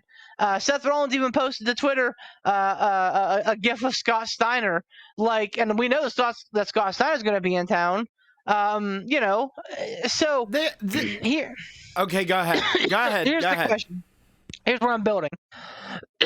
While I wouldn't mind seeing a return of Cena or The Rock or whoever to take on Rollins, it's got to be Cody. The crowd's going to be wanting Cody. And if it's anybody that's not Cody, and especially if it's Shane McMahon, the crowd is going to shit all over it. They're going to derail the entire event. I think that this match happens first. And if it's not Cody, I think they chant Cody the rest of the show. Yep, absolutely. That's why you can't do anyone else. You can't. It would be Rey Mysterio coming in at 30 all over again. Except worse. They would not only hijack Mania, they would hijack the Raw after Mania. And this is probably going to, I think it's probably going to happen at either the beginning or towards the beginning of the night. Wouldn't shock me to see Becky versus Bianca headed off. But this happens pretty quick so that they can surge on the crowd. Again, it's got to be Cody. Ransom, I know that you're dying to get in here and start poking holes in my Zeppelin, so please, by all means, come and rain on my parade. I got my umbrella up. No, I think you could put it away. Really, I honestly, I think it's a toss-up.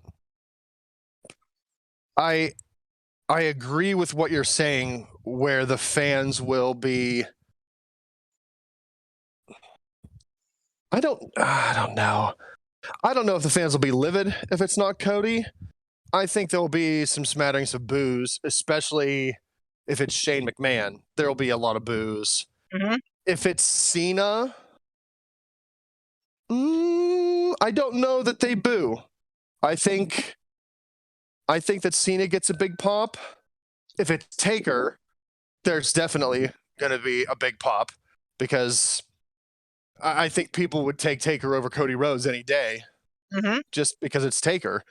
If it's Steiner, I think you get boos because I don't think people give a shit about Scott Steiner anymore. Especially after his last run in the WWE. I don't think people care about Scott Steiner, and I think they'll be disappointed. That's where I think you'll get the boos. I think conceivably it comes down to either Cody or Shane. I threw out names like Undertaker, Cena, because they're or even The Rock, because somebody's like, oh, It'll never be Rock. The Rock's spending a lot of time in Hawaii, more than he normally would. That's awful suspicious. Like he's up to something. And, no, it's not The Rock. That's just people reading in. But yeah, I mean, they'll save Rock for they're not going to bring Rock back for a match unless it's Roman Reigns. Rock might come back for an appearance, but they're not going to pay him match money unless they're going to put him up against Roman Reigns. So I don't think it'll ever be The Rock. But I don't know. I think it could be a toss-up because I know everybody's expecting Cody, and from all the reports that we've heard, Cody's been on the payroll. But like you just said at the end of the picks, Vince McMahon doesn't give a shit about what the fans think. He doesn't give a shit about what the fans want. It's all about what's going to pop his bubble. It's all about what's going to put a smile on his face and make him happy and give him the yucks. Really, I truly believe at the end of the day, that's what it is. I mean, he wants to make money too. Vince loves money. But Vince loves to get his chuckles in. So we're saying it's going to be the gobbledygooker. No. So if Vince can... Ooh, there's some wind. If Vince can at the end of the day, or even at the end of that segment go, ha ha ha, I got them. They all thought it was going to be Cody Rhodes, but it wound up being blank. I wouldn't put it past him to do that. Because I think Vince is confident enough in the rest of the WrestleMania card to go, oh, well, what are they going to do? They're going to boo this match, especially if it's Shane. They'll poo all over it and chant Cody Rhodes and chant Stardust and, chant all this bullshit. But come the next match, they'll put on something big after this one to make up for it. And I think the fans will forget about it. If, again, I'm going to read through night one, and outside of Austin, who they're obviously not going to shit on, You've got Bianca versus Becky, which the fans I think could easily flop on. The Mysterios versus The Miz and Logan Paul, which the fans could absolutely hate on.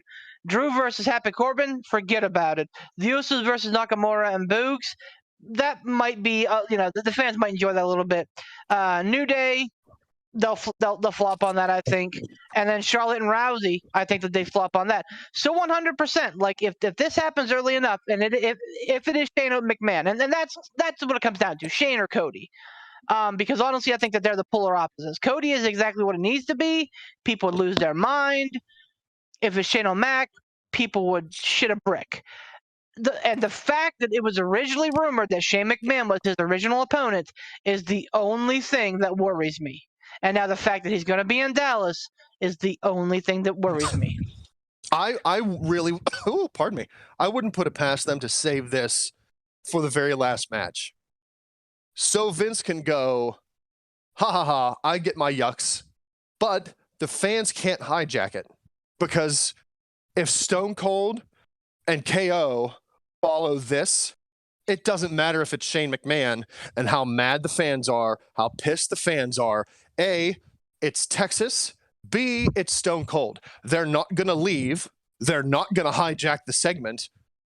They'll play into exactly what Vince wants them to play into. And that because they know their audience for the people that they have. They sure do. They know it's in Texas. And no matter what stinker, disappointment, flop, betrayal, abomination, whatever it is, no matter what comes before that, the fans will forget any ounce of anger, vitriol, and disappointment they had as soon as that glass breaks. That's the excitement. That's the happy. That's the payoff. So if Vince is looking to swerve and not do Cody and have it be Shane McMahon, they'll put this on as the very last match, and then Stone Cold and KO will follow it. The fans will forget about it. They're not going to hijack anything because they're not going to interrupt Stone Cold in Texas. They're not going to hijack Stone Cold in Texas. That would be the very absolute best setup that they could do if Vince is planning a swerve. And really, like the more I talk about it, like everything's just falling that way. Like the fact that it's a person of Vince choosing. It's not TBA. It is someone that personally Vince McMahon is choosing. Like why would he choose Cody when he could choose Shane? Well, that's the thing. Like why would he choose if this wasn't going to be, if this was just going to be set up and Vince McMahon wasn't going to be a part of it at all?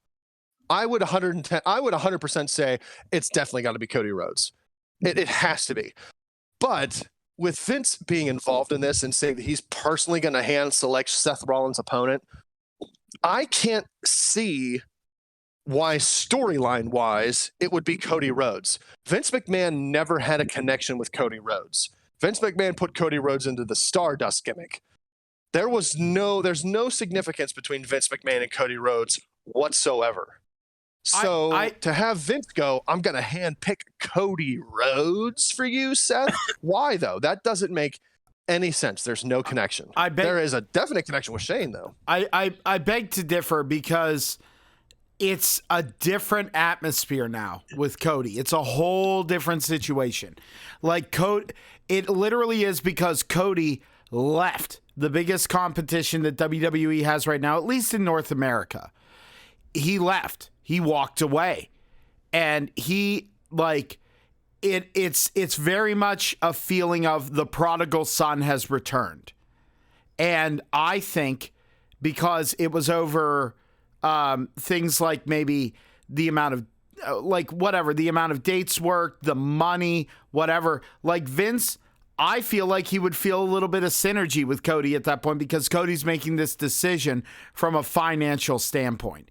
Now, yeah, is he thinking about his family? Yeah, as a good dad should do, a good dad and husband should do. But I really think that it's different.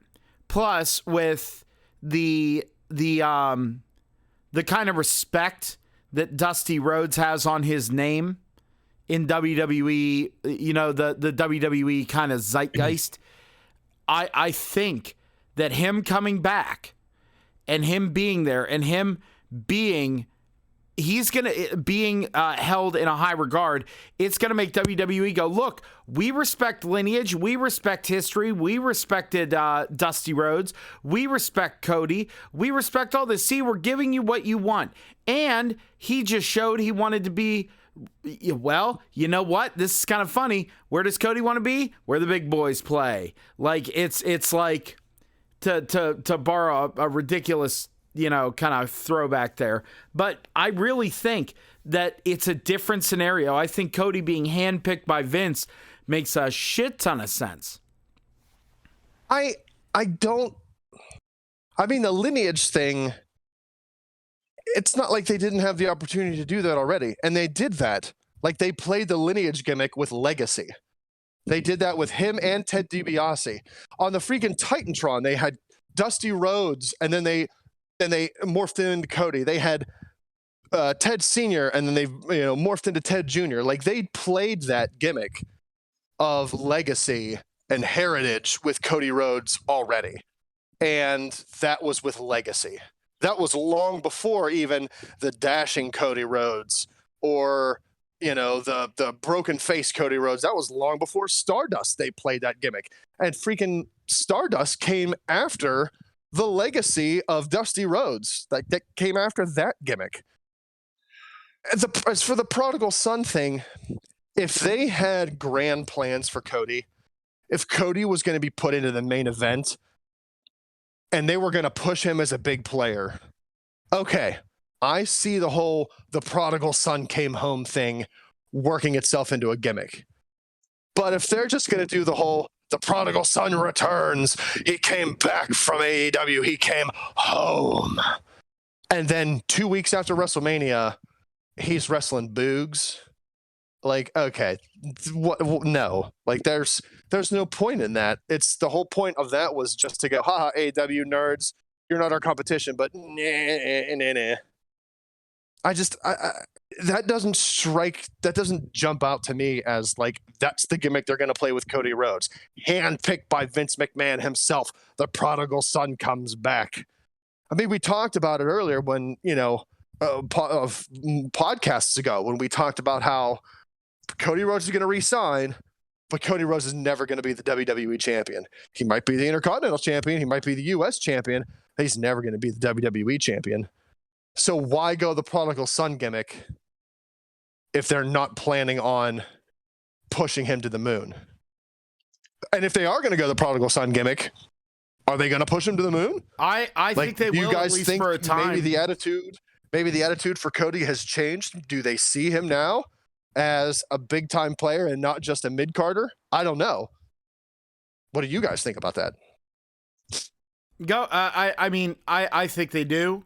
I think they see him as someone valuable. I think they see him as someone that can be pushed. But I honestly think he's going to sit somewhere in the vein of like where Edge is at. Working upper mid card, working main event guys, and doing like fun things and doing work that, doing the Lord's work. Yeah, being a foil. I really see that as Cody's kind of position once he comes back. Could he have title shots? Yeah. Is it possible that he holds a title? I think it's more likely that they take back the Intercontinental belt to him and he brings back yet again for the second time the throwback belt. And I think that he calls it out and says things like, I did this once before, I'm doing it again, and, kind of revitalizing that title. Do I think he's going to get the big one? I mean, it's not absolutely zero, but I don't think right now it's super likely. Maybe a bit down the road, they'd give him a run, but I think that's what his position is going to be. It's like an Edge, maybe revitalize the IC belt. But I think he just wants to work, be comfortable, and earn a paycheck. So and again, this harkens back to the AEW Cody Rhodes. We criticized AEW so much for not turning Cody heel, for like Cody got stale as the face. Is he going to come into the WWE as a face and not be stale? Well, Seth's the heel right now, isn't he? Yes. So, Right. So Cody, are they going to bring him in? Like the fans of Cody Rhodes were They'll bring sick it- of him being a heel. they'll Or, bring I'm him sorry, in. They'll bring him in a face and turn him heel eventually. I mean, they'll do it. all right. I think. I don't think the ceiling is real high for Cody Rhodes. I think that this is probably his, honestly, this is his big moment. I think after here, it is a decline. Yep. Maybe Maybe not an immediate decline, but I don't think that he has as big of a match as this next year WrestleMania. I could be wrong. Maybe they see something in him, but I'm with Poot. I think that he's probably just trying to be comfortable, trying to live and support his family with something that is going to be a financial windfall for them. Well, and like Poot, the one thing I think it's erring on way on the side of optimism when Poot said, like, will he win the big one at maybe eventually down the road? We don't even know how long Cody's signed for. I don't see him being there super long term, but that's just me. I don't know. I feel like this is a very short-lived thing that Vince will do just because it's Mania. What are the standard contract lengths? Is it 3 years? Yeah, I bet you it's 3 years. So Okay. that's 3 years is like the standard contract length. I think, but nothing is standard. I think I've seen it for 5 years. I've seen it for 2. So I think it just depends. Do you think they would work out a special? Like, do you think Cody is worth working out a special deal? So, like, if Cody said, you know what, I don't want to sign any more than 2. You think Vince is okay with that? I'm like, yeah, sure, whatever. Who cares? Oh yeah, for sure. I think they're flexible. Mhm. Sounds good. So just to kind of, it sounds like we're all in agreement that the right thing to do is Cody. It sounds like Ransom's a little bit skeptical, and I think the rest of us are all really hoping that they do the right thing. So I'm hoping it's Cody. yeah, I am. yeah. I'm hoping it's Cody. But I think that you're also being a realistic person who understands that Vince McMahon has let us down before. Do bullshit before, so listen, I put it past him. I'm absolutely skeptical. I like you said, Beach, I'm hopeful it's Cody. I think it should be Cody. I think with everything that's been, all the speculation and everything that ran rampant, like it would be stupid not to. Or I mean, to be fair, I don't think WWE even really ever do anything to kind of put the feelers out there that it might be him, or is this is literally just been all internet fucking speculation. No, Corey Graves on one episode of Raw made a reference to Seth Rollins' WrestleMania fate potentially becoming a nightmare or something along those lines. So like they've definitely dropped hints, but that, Corey Graves is another one who likes to troll the audience. Like Sure. he knows what he's doing. So like that may have been unsolicited. That may have been Vince McMahon in his headset saying, "Hey, say this," even though they have no intention of bringing in Cody Rhodes.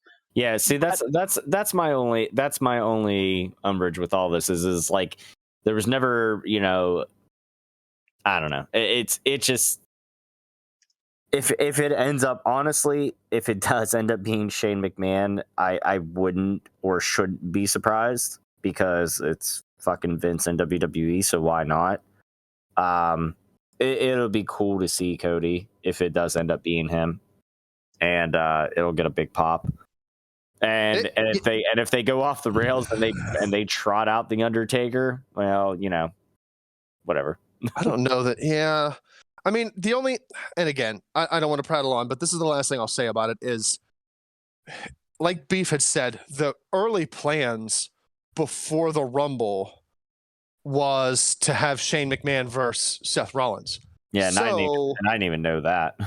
So if that was the original plan, and Shane did a botch at Mania, pissed everybody off.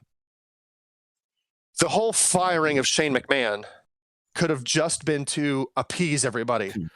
Let it sit, let everybody cool down, let cooler heads prevail.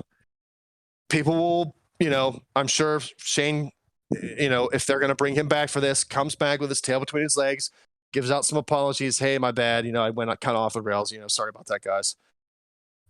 Maybe the whole firing of Shane was just to give the cool down time, and the plan never really did change. And once the fan speculation started to run wild, maybe WWE jumped with it.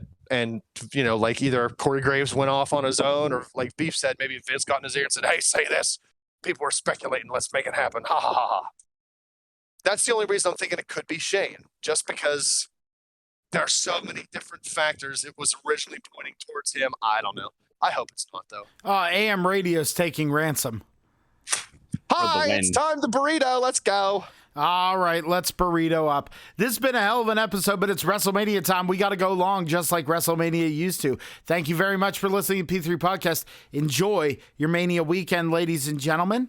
And I want to thank our sponsors, Mr. Casual Gaming Dad himself, our very own Tiger Bomb Tom, and his page, Casual Gaming Dad, over on Facebook. Check it out. Streams lots of great games. You can also check him out on Twitch at Casual Gaming Dad 84 and on YouTube at Casual Gaming Dad. Check out his merch at gouldgaming.com. Again, links are down in the description. Make sure you check them out on YouTube. They're down there, and they're also down there on other platforms. Again, you make sure you check him out. We also want to thank Frig Off Ransom, our very own Ransom Boy, and his channel over there.